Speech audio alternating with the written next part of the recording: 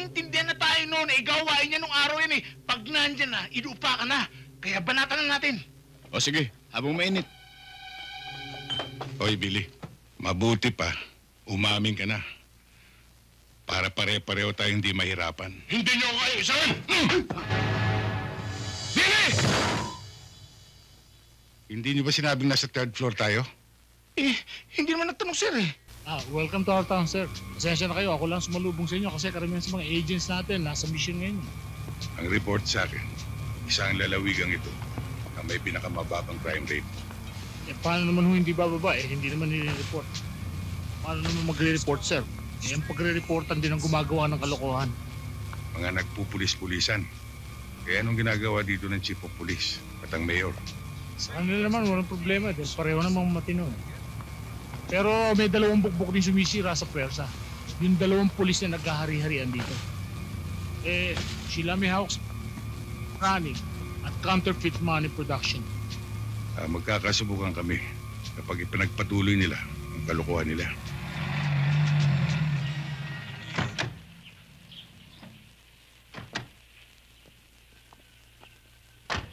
Dito si Mayor, sir. Andiyan ang kotse, oh.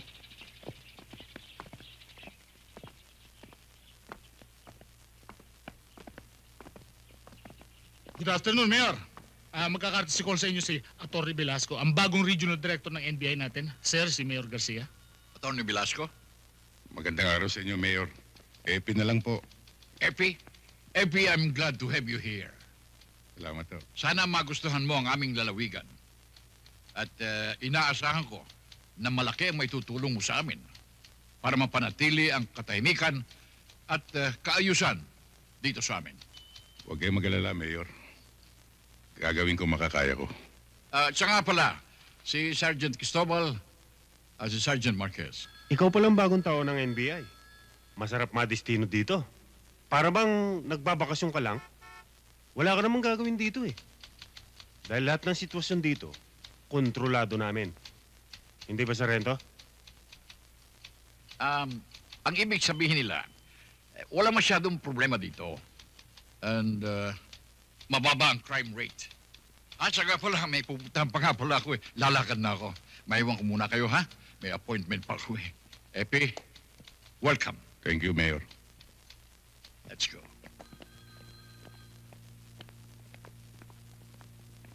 Sir, yung dalawang nakaniporme, yun ang bukbok ni Mayor.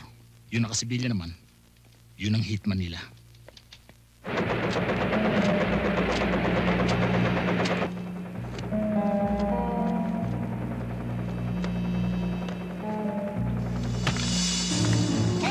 NBI, rito!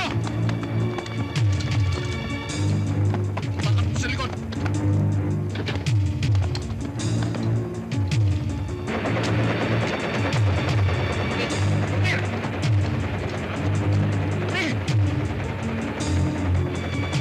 Bingo!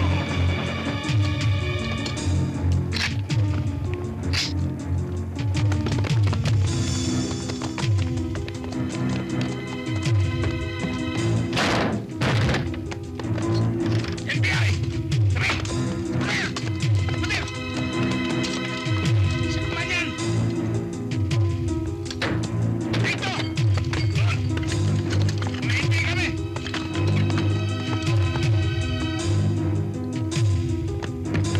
Alam mo, Epi, sigurado akong naintindihan nila ang ibig mong sabihin.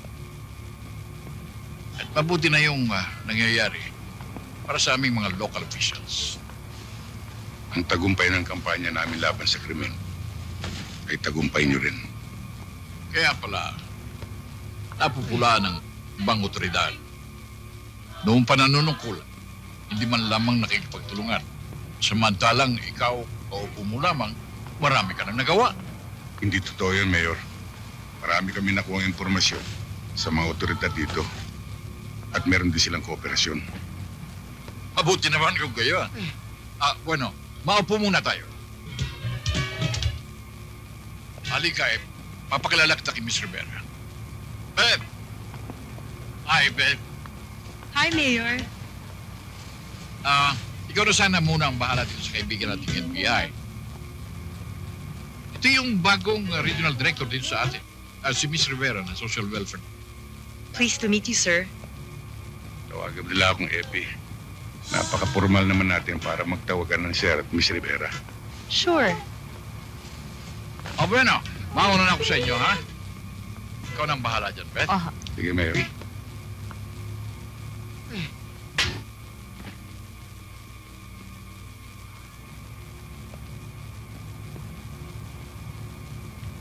Huwag mag-alala, nag-i-enjoy naman ako. Matatagalan ka ba dito sa destino mo? Totoo niyan. Hindi ko alam. Nasa Maynila ang desisyon. Maaring marikulo ko bukas, sa isang linggo, o sa isang taon. Dapat nga, bukas pa lang ma-recall ka na eh. Masyado nang mahaba ang pasiklab mo, Director Velasco. Marami ka nang naaapakan.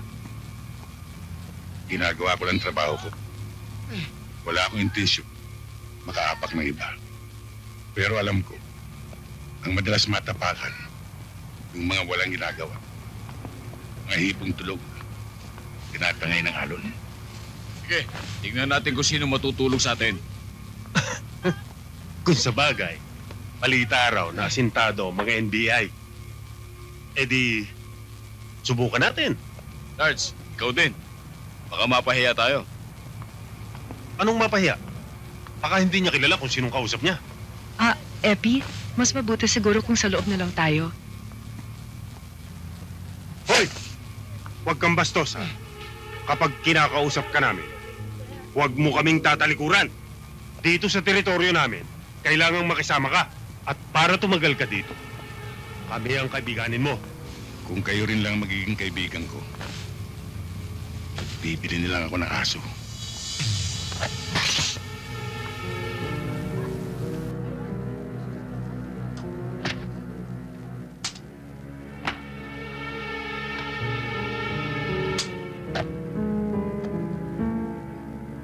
Kung gusto niyo magtagal, ako ang kaibigan ninyo.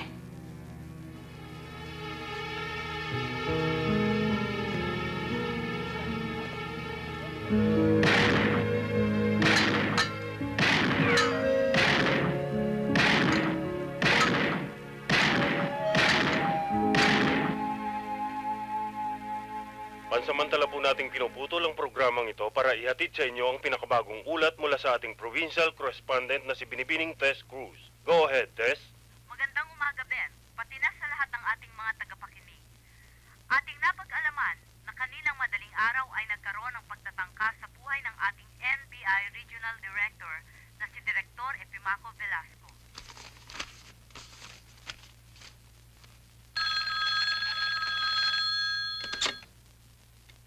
Director's office, good afternoon. May I know who's on the line, ma'am? Okay, please hold on. Sir, line number 2.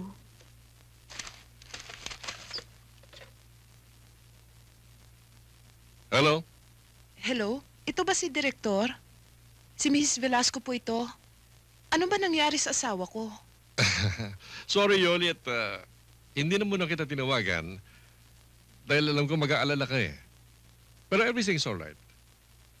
Kilala mo naman ang asawa mo eh. Hindi naman nila basta na lang madadali yun ng ganun na lamang. Ay, salamat sa Diyos at walang nangyari. Pero pupuntahan ko pa rin siya mamayang gabi. I'll ride the train tonight. Kundi, bukas na umaga. Maraming salamat ho, Direktor. Okay.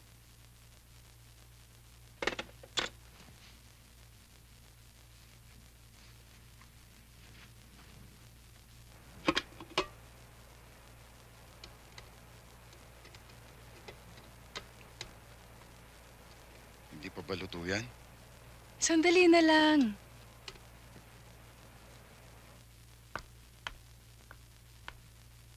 Magandang gabi po. Magandang gabi po naman. Ano pong may paglilingkod namin sa kanila? Ako po si Mrs. Velasco.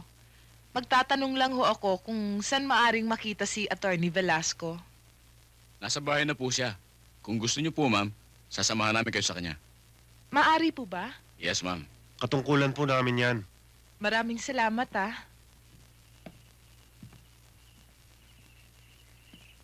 Betsing sabaw.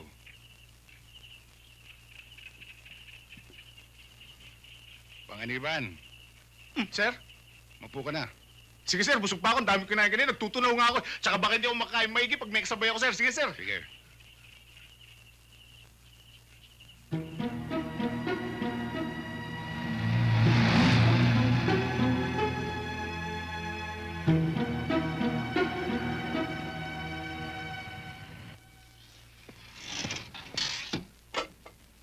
Yan.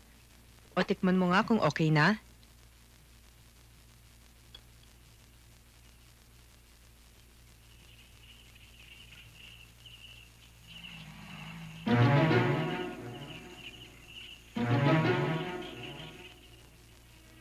Ano? Tamang-tama ang timpla.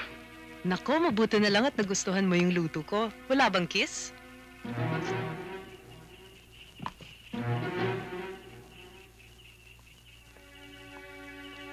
Ah, yung tubig nga pala nakalimutan ko. Sige.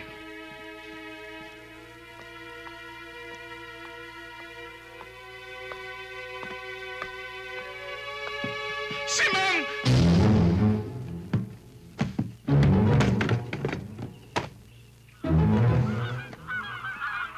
Bakit ka sumisigaw? Nasa harap mo lang ako. Kasi, ma'am, magugulatin ako. Tsaka, mali-mali. Oh. Epi?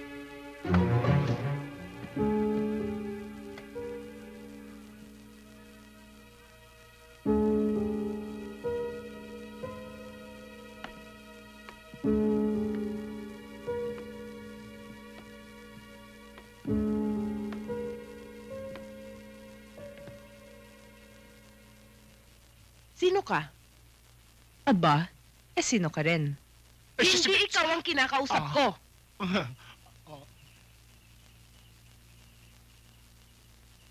Sino ka? Kinumbida ako ni Epi para ipagluto siya. Actually, Mrs. Tumahimik ka. Sinabi ng hindi ikaw ang kinakausap ko. Yes, ma'am. Napakagaling palang pumili ng chimay. Ni Epi. Hoy! Wag na wag mo akong matatawag na chimay. Eh ano ka? Kaibigan. Ah, kaibigan. Ako rin naging kaibigan niya eh. Bago naging asawa. Anong ibig mong sabihin? Mahina pala to. Simple lang ano. Ako, si Mrs. Velasco. Epi? Epi! Lumabas ka na! Huwag ka na magtago! Alam kong nandito siya. Epi?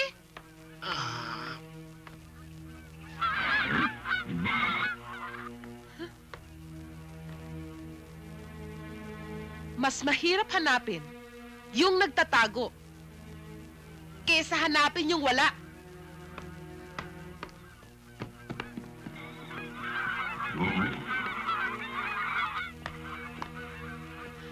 Ihatid yun ako sa station.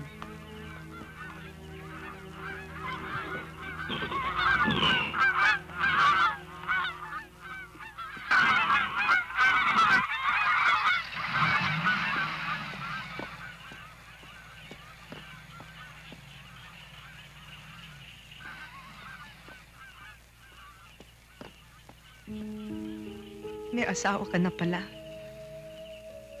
Ba't hindi mo sinabi sa akin?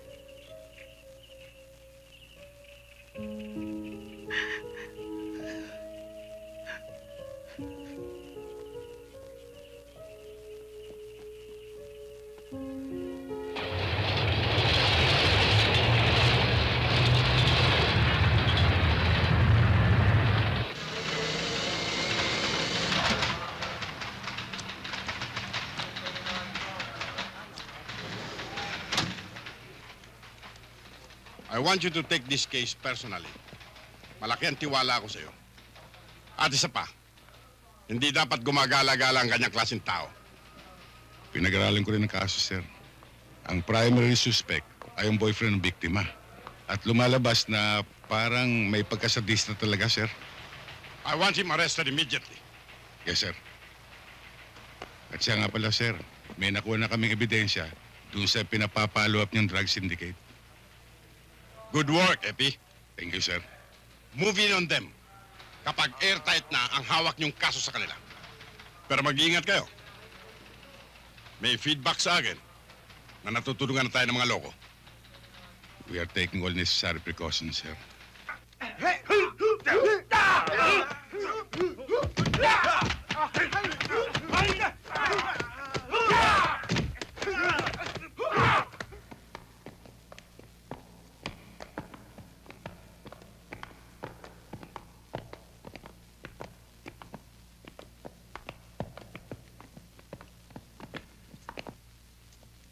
Position.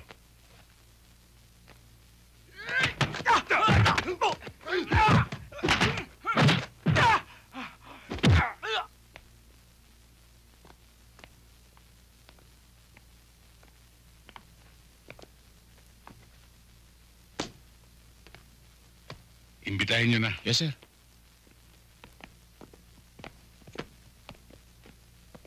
Billy Guillermo, pwede Ako ka nga. mga imbitahan? Mga NBI kami. Kung ayaw ko sumama. Meron kaming ebidensya laban sa'yo. Kaya sa ayaw at sa gusto mo, sasama ka sa amin. Ganun ba?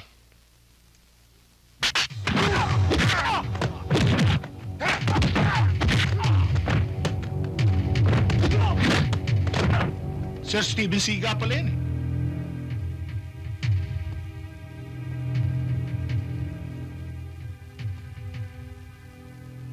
Ikaw, gusto mo sumunod? Huwag mo kong takutin, ha?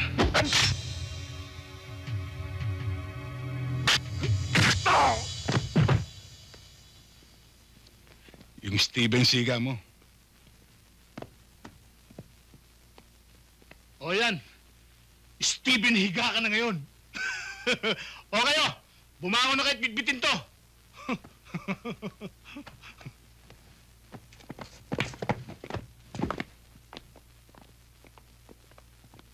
Malakas mambirang loko Muntik nang mabasag ang pag ako. Bro, buti pa. Banatan na natin to. Habang natutulog yan, Tama. Tirayan na natin nang matapos na. Oh, sandali lang. Alam niyo naman, trip ko ito. Nag-iisa lang yan. Kaya ako tutumba dyan. Aba, hindi pwede. Dapat tayong lahat. Paano naman si Sir? Maintindihan na tayo noon. Gawain niya nung araw yan Pag nandyan na, idupa ka na. Kaya banatan na natin. O sige, habang mainit.